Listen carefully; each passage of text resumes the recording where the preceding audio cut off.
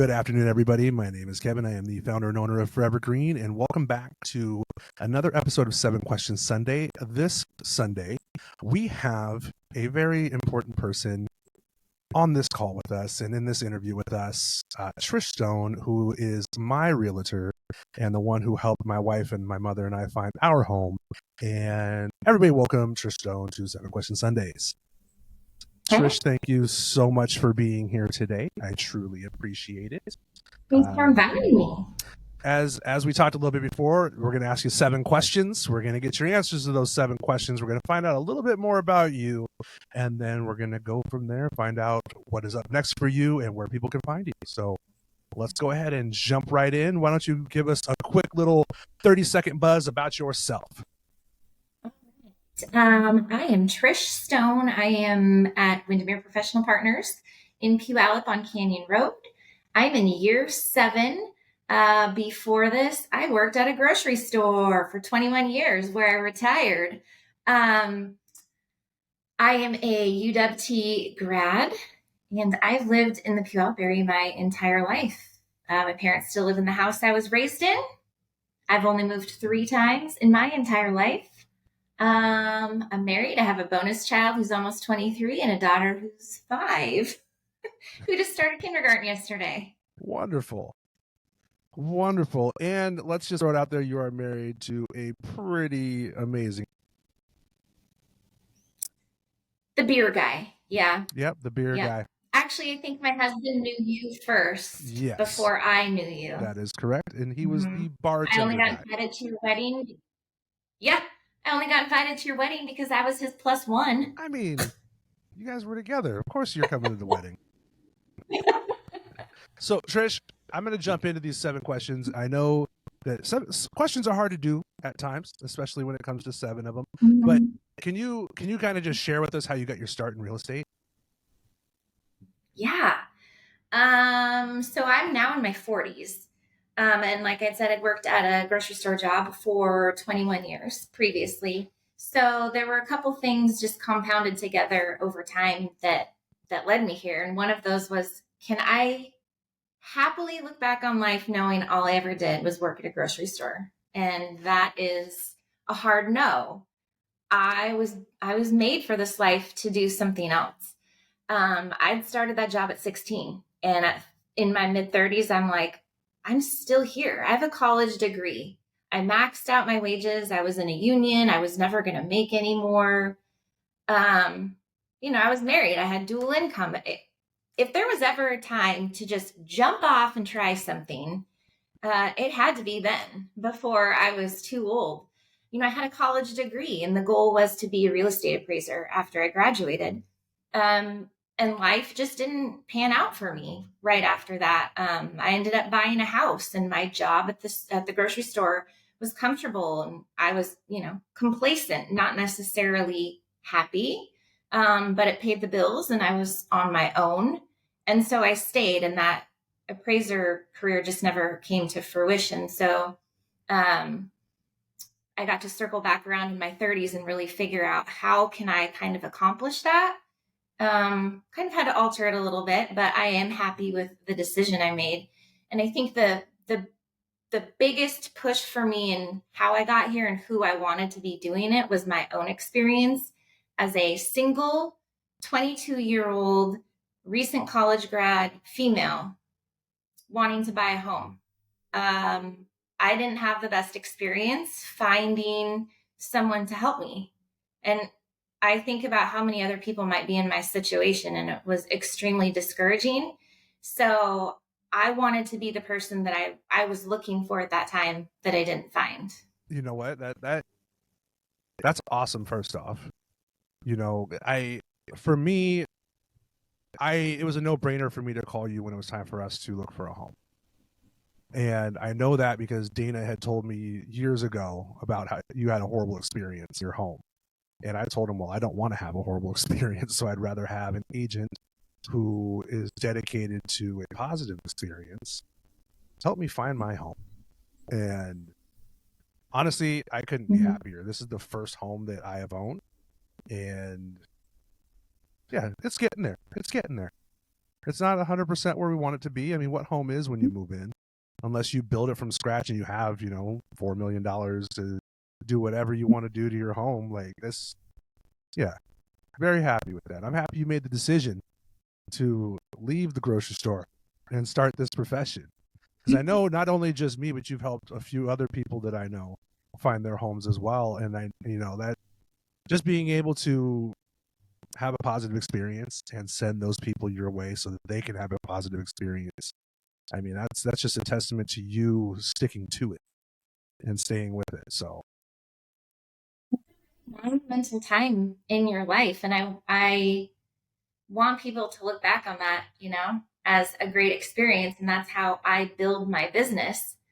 And I just learned from my experience what I didn't want to be or what I right. didn't want to do. I don't care who you are. If you are wanting to buy a home, well, let's figure out how we get you there.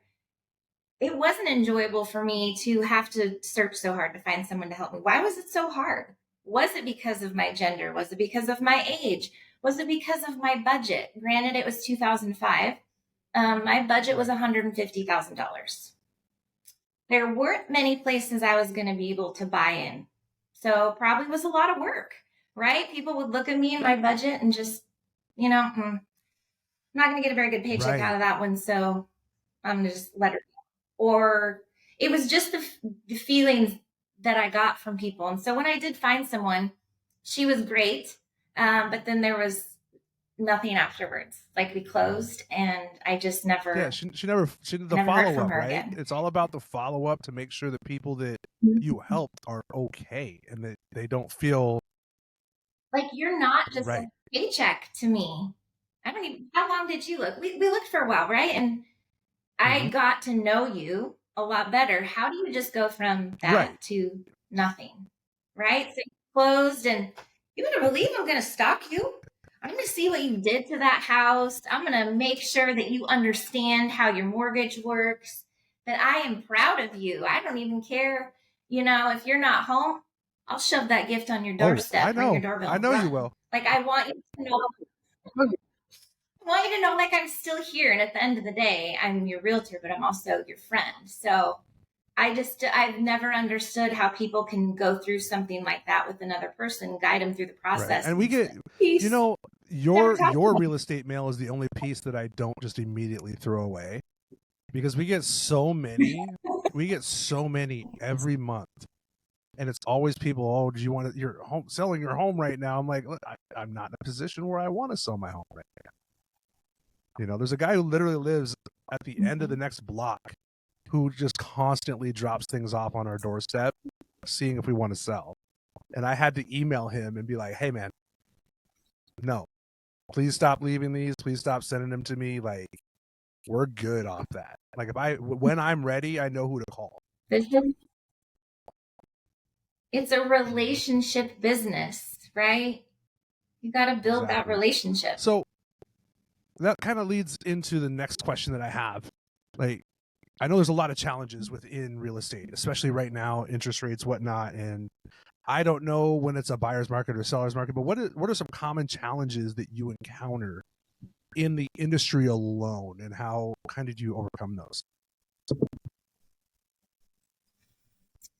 I mean, the two biggest challenges that I can think of that instantly came to mind, I think, are just it's broader, right? It's mindset and confidence, and that can happen to anybody. But I think for me, it was really prevalent in the beginning. I was brand new. I was like mid-30s, and I was the new kid in school, and came from a job where I had mastered everything and excelled at it. And now I'm over here. What if someone asks me how long I've been doing this? Oh, I've been doing it 2 months. Would you, are you going to hire me? And so my mindset was all wrong. And what I thought this job was, it's not really what I think, what Right. I know it is now. So I had to change my mindset. And I still get in moments where I need to like put myself in check, right? Like we're not all out here rolling around in our $100,000 cars in fancy clothes and Even if you didn't get Right. there in 4 months. You work your butt off. What you put into it is what you get out of it. And the other part of it is just struggling with confidence. Um, Compared myself to a lot of people, and that killed my vibe. I'm like, man, that person, they're over there, they got buyers, like they're closing something every week and they're always out showing homes. Or I look at their social media feed and it's all real estate all day, every day. Maybe Right. that's the secret, right? Um, Pull up in a parking lot at my office and there's all these new cars. And, I'm driving my, what did I have at the time? 2007 Nissan Maxima. What, what, why do I drive this car? And another agent said exactly what I didn't need to hear at that point in my career. People are going to look at you and look at your car and see, some of the paint's coming off, and they're just going to assume that you're not probably a very good agent, that you're not making very much money because you drive that car. And I was like, whoa, like that's exactly what I thought this business was. And you just confirmed that to me, but that's not what Right. I want my business to be like. And so I still struggle with that stuff all the time. And I think it's huge in the real estate industry because people look at us like we're just ballers. You sell one house and you're rich, and so I constantly am aware that I'm being scrutinized. What I wear, what I drive, what I post on social media is all the showcase of my success. And that's why people are going to hire me. And then I remember, no, I mean, I'm just me. I'm authentically me at the end of the day. And I'm hoping that that makes other people feel comfortable in their own skin. And that's why they want to work with me. But I think it was probably an ongoing challenge for my entire career, the mindset and my confidence. And like I said, that can go into play in any Yeah. job, I mean, I think anywhere. that's a testament to just being able to be authentically yourself and unapologetically yourself is the best way to be, just no matter what business you're in. Whether you're in sales, whether you're in customer service, whether you provide a service to somebody, whatever it is you do, just be authentically yourself. Like there's no reason not to be. So I didn't know in the beginning, right? I yep. I was new. I didn't know who I was. So here I'm like almost 5'10", wearing heels and slacks to the office, uncomfortable as all get out. Not my style. Because I thought that's what I needed to Right. show people. Like that's what it meant to be a realtor. But And it wasn't until like my second year I finally started to realize maybe you're not like grasping this or successful because you're not really being yourself. Um, so now you'll find me usually in jeans, Converse, soon my new Forever Green hoodie. My jeans usually have holes in them. Like I am comfortable. And if you want to go look at a house with me, sure, I'll go outside. I'll lift up your crawl space, whatever. No big deal because I'm not your fancy dressed up realtor. Because I realized within the first 12 months, it's not me. It may be many other people. It's not me. that's wonderful. I'm glad you found that confidence. So can you tell me kind of what steps you take to stay informed of market conditions and how you leverage them? Yeah, it's just focusing on specific areas, right? I'm an expert in Pierce County and South King and some of Thurston. I'm not an expert in all of the Pacific Northwest. So I'm going to gather data for those areas and I'm going to pull it from all the different options and technology tools that I have on my computer. We've got weekly stats meetings for our offices that focus on just those areas where most of our agents predominantly live and work. I can go into some pretty cool tools on my computer. And if I'm working with you or, I send you your annual reviews every year, I can really go in and hone into something that works for you, your size house in your zip code, and really dial it down, because you don't, what's happening in Seattle and what you hear in the media is not really true to what's happening in your pocket of the town. You're hearing about King County or the metropolis of Seattle. We don't live there. We live in a suburb. Some people have probably never even heard of Puyallup because they can't say it, right? So it's really just focusing on certain areas, staying on top of data. I'll geek out on that stuff. I really like to play around with it and see what's going on. And in my mind, I'm like, well, I heard this from this person, and clearly they're getting they're not using accurate sources, because that's not what these numbers say. So also, again, trying to just remind people that your brother's sister's mother's next door neighbor down the street who sold their house 2 years ago for this much is not accurate data.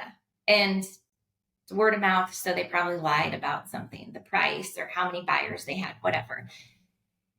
I just want to be a reliable source for my people where my people are. So it's just keeping up on that stuff and being actively involved in the community and the market that my people are in. I think that's a very smart way to look at it. Like you said, a little bit ago, you have people out here who are real estate agents who are just trying to be flashy. And I don't think the flashy people necessarily, I'm not going to say all of them, but I don't think most of them really think the way you do when it comes to staying up on top of the market. They think the overall, they don't think about pocket. They don't think about where their client, lives or where they want to live. They think about the over encompassing county, city, metropolitan area, whatever it may be. I mean, when I tell you I'm looking to stay in the Fife Puyallup area, you look in the Fife Puyallup area. It wasn't, oh, well, we got this in Federal Way. No, I want to stay in the Fife Puyallup area. And that's what a lot of real estate agents will do. They'll try to put you wherever they might have a home and not necessarily where you want to be. They're just chasing the paycheck, right? So if you decide you want to sell your house and move, and you tell me you want to move to Squim, I don't know Squim, Kevin. I am not an expert. I'm not going to be your best representation there, but I will find someone for you. Like, I will connect you. I'm going to put my feelers out. I'm going to find out who is the best of the best. And then from there, I'm going to narrow it down, and I'm going to figure out who I think is going to be the best fit for you and who's going to be most successful for you. Would I love to help you buy that house in Squim and get paid? Yes, but I'm doing you a disservice because I don't check the numbers in Squim. I can't tell you what's going on.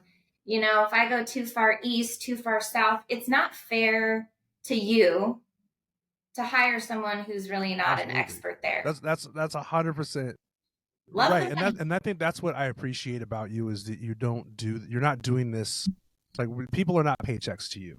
People are people. And I feel like those people have mouths, and if I do a disservice to you, especially you're gonna get on that microphone and you're gonna tell everybody. Not so much. I'm a Yelp person or a Google reviews person. I feel that works a lot better. Yeah, true. I mean, people have mouths, and they're very quick to share excellent feedback, and they are very quick to share horrible feedback. You're absolutely correct. Pick and choose which. I'll give you an example. We went to a restaurant in Long Beach because we were gone camping at Cape Disappointment, and we were having a fancy last night. Let's have a fancy dinner, and it was trash. Yeah. Like, the food was trash for the amount of money we paid, and I let them know about it. And I left a very wordy review, if you will. And the restaurant reached out to me and was like, "Hey, we were sorry you had a bad experience. I mean, but would you mind taking that down?" I said, "I would mind taking that down. I would mind." Yeah, it was an honest review, and I'm just letting people know, like, if they can still go there if they want. That's up to you. But this is my experience, and I want to let you know about my experience. So that's why, you know, when people tell me, oh, I'm getting ready to look for a house, if they're in our area, I tell them to call you. I'm like, here's her email address. And you Like, have, here's her I email address. appreciate that. Like, we had a great time working with her, made it very easy.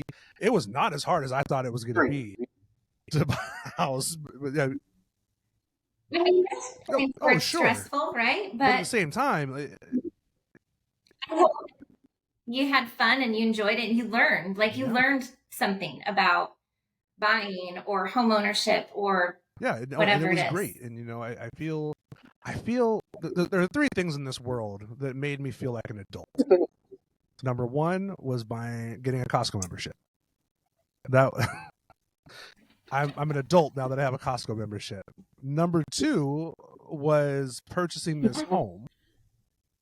And then number three was paying off my car. The three things that made me feel like a bona fide adult. Yeah. You know, so, and I thank you for being a part of one of those, because this, for me, like, I could not imagine if Liz and I and the kids had stayed apartment living. I don't know how things would be different for us right now. It probably would. It'd probably be horrible. You know, we'd probably be paying the same amount for an apartment that we are for our mortgage, because that's the way it was heading in those apartments. So, yeah. And I don't take that lightly when someone chooses me as their person, especially like when it's their first time. I know you referred some friends to me, and they were buying, and I will tell you, I am always honored when someone hires me to help them. But a set of friends that you referred to me shared with me, and I think it might have just been the wife. No one in her family has ever owned a home. So she came to me with her husband, just like no information. There was nothing that was, you know, taught. There was nothing she knew about home ownership. And to know that you thought highly enough of me to refer them to me, and I got to be the one to help her be the first person in her family to own a home was and I wouldn't refer to you if I didn't have a great experience. You know, if it wouldn't have been such a great experience, we might have had to have a conversation, and I might have been like, I don't know if I want to send people to her. But because of the experience I had, and because it's you, I'm like, of course I'm going to refer people to Trish. Like, honestly, I know other real estate agents, but they're the ones who are in it for the check. There are 30,000 of us in the database. A lot. And I didn't realize how many I knew. And now when you refer, like, yeah, your friends are my friends now. Right? We're just like all friends. Now, the next question I want to ask you is kind of a crazy one. If you were to star in your own reality TV show based around real estate, one, what would you call it? And what would be the craziest house hunting adventure that you'd want to feature?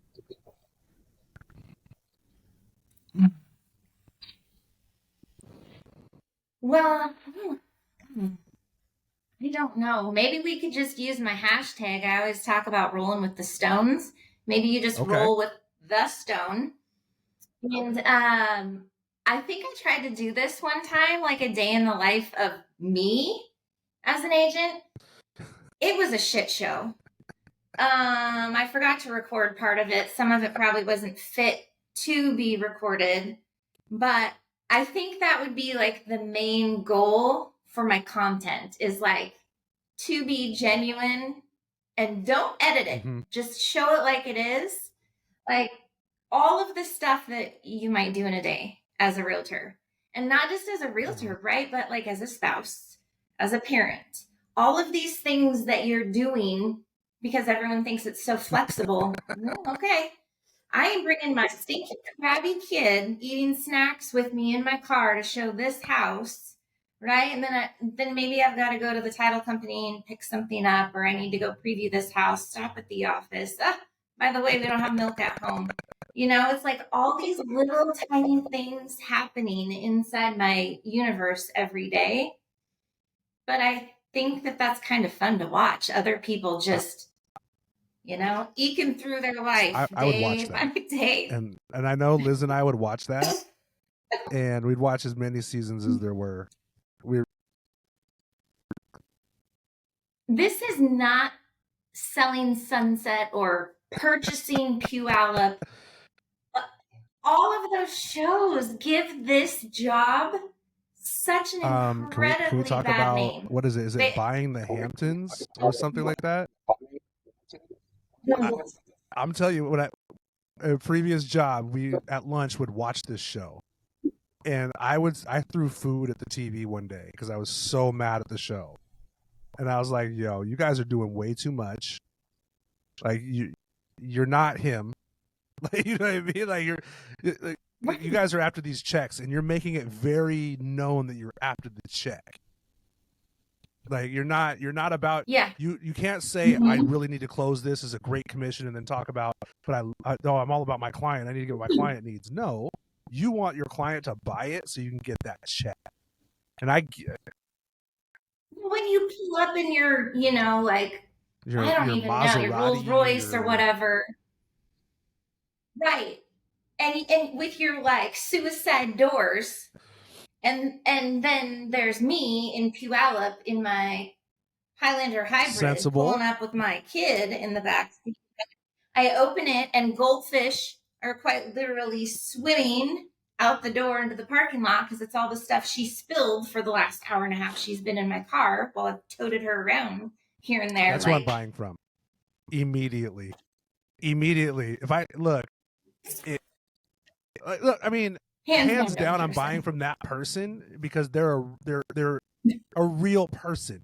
And when I say that, I mean like they're going through real life stuff right in that moment. And I'm buying from that person. I can't buy from the guy with the Maserati and the $1,200 to $5,000 suit. One, because I don't own anything like that, so we're not the same. We're not the same, and I just wouldn't feel comfortable. But somebody who's relatable, and I think that's the thing is like if you're in your profession, if you're a relatable individual, people are going to purchase from you. If you're just that person that they pick up on it quickly, that you're just about how many houses this month can I close, like then you're like, I really don't want to deal with that person. It just doesn't. It's not for you. I just want to make y'all feel comfortable, right? I'm not going to be on billboards, and I don't do these lifestyle photo shoots all the time, but I just want to keep it real. And I think the more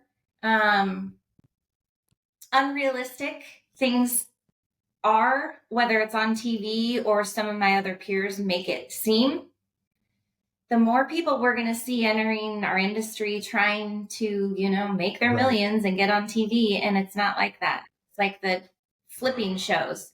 We're seeing as buyers and agents, these people thinking the show made it look easy. So they go get this property or they do it on their own house because they think it's so easy. And then, I come in with a buyer and we can't even run out of there quick enough because they did their own electrical or their own grouting, and it is just a mess, right? But TV made it look easy, and I think people know now that all those flipping shows are not real. They're not. Like I fell down a rabbit hole of videos one day of people talking about how HGTV left their home like gutted. Like I'm like, yo, that is wild to me. Yeah. Like House Hunters has already predetermined what house that person's going to buy. So in essence, to answer that first question, I would just be real. Whatever my show would just be real. It'd probably be hard to follow because I'd be all over the place. And my husband says I'm high strung, but it would just be real, authentic, genuine if I can get 3 shenanigans. Cutaways to Dana saying she's very high strung at just random points in an episode, every episode. And it doesn't even have to be continuity wise. He could just be a random one where he just says she's very stressed out. He says I come in the house after working like Kramer. You know how Kramer went in Jerry Seinfeld's apartment? He says I come in hot like Kramer. I need him to literally film the front door as you come in one night to see if that's exactly how you come in the front door. Then all I can think is like, can I be like Julia Louis-Dreyfus? Because she had curly hair and a lot prettier than Kramer. Why do I call it Kramer? I'm going to see what we can get because that would be great to see. So And let's see some you're not clients losing over clients this. over Oh this. If God. anything, you're probably going to gain some more. So a couple more questions for you that I have. One is one that I really thought about because it's a very good question. So the landscape of homeownership evolves, as we all know. What advice are you offering now in 2023, not 2019, 2018? What advice in 2023 are you offering first-time home buyers just to kind of help them navigate the forever changing market? Really two big points I try to get across is don't time the market, because whatever you're going to try to do to be the best to get what you want, guarantee you everybody else is trying to do that too. So go in when it's not hot, right? If you have the money and you've followed your process and made the plan to get to a point where you can buy a house and you can buy a house. Don't wait for the news to tell you it's a buyer's market. Don't wait for the interest rate to be your ideal interest rate, right? What we're seeing right now is that people are kind of holding back and they're waiting for those interest rates to drop. But when those interest rates drop, everybody was waiting. So everybody goes back out and tries to buy a house.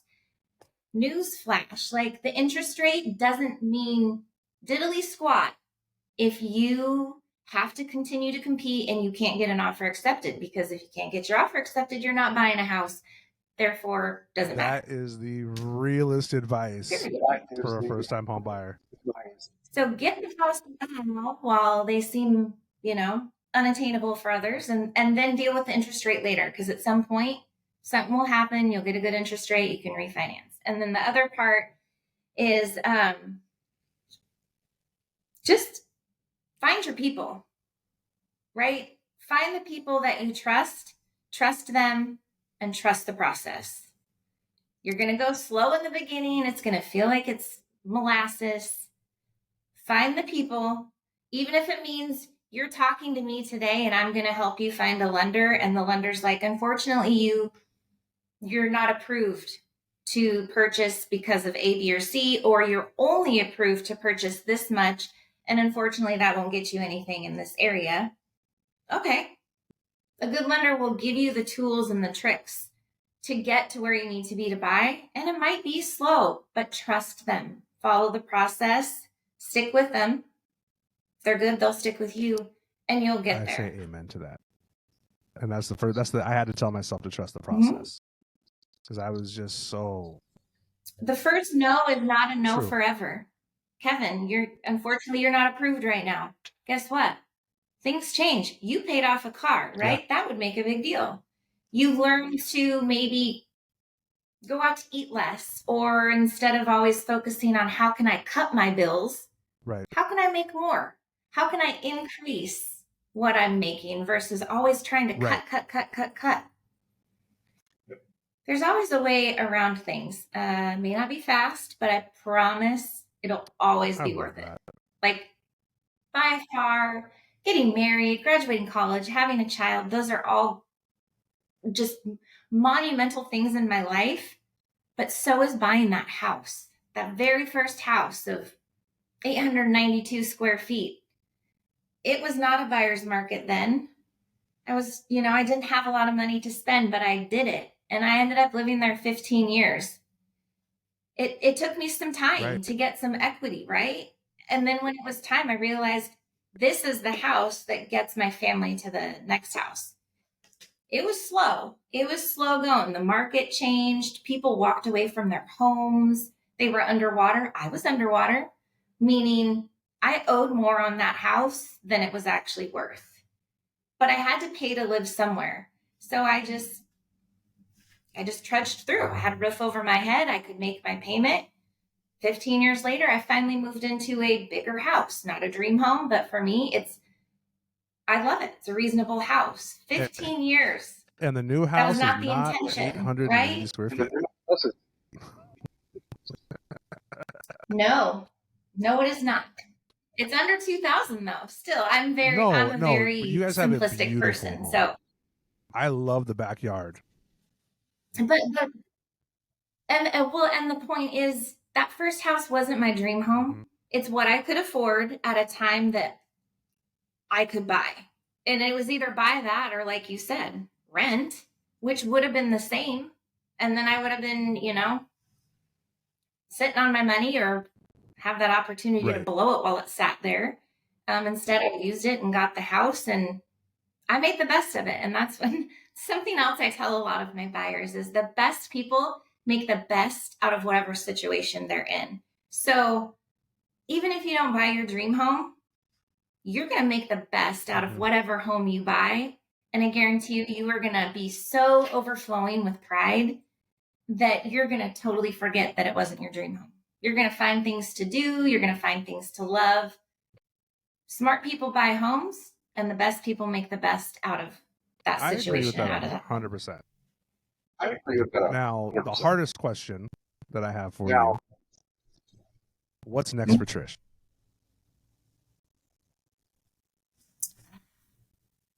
I don't know. Been really stuck on just like surviving this week, sending my child to kindergarten. And really, this is like a season of change for Trish Stone Realtor, because I have never really been my successful realtor self without my sidekick. I'm always trying to balance, like, is it appropriate to bring my child today? Or if my husband's traveling, what do I do with my child? And to be honest, sometimes I think that she was probably the reason I got hired, not me. And now she's not there. And now I can work 5 days a week from the office, and I can come do your walkthrough at 10 in the morning on a Friday. So, boy, you asked me where I want to go, and I was so hyper focused on just getting through this week. I don't know. I just want to continue to enjoy what I do, meet new people, make new friendships, help people feel the pride of home ownership. Maybe be more involved in my community. There's so many good things going on. It's really actually hard to choose. And now that I have some more free time because my child is in school all day, it's probably towards the top of my goal sheet is to find something in the community that I really want to dedicate some time to, because I just wasn't able to do that with the young child. I like that. I like that a lot. A lot. I mean, and I understand how having Stella with you could, not having her there with you might feel different.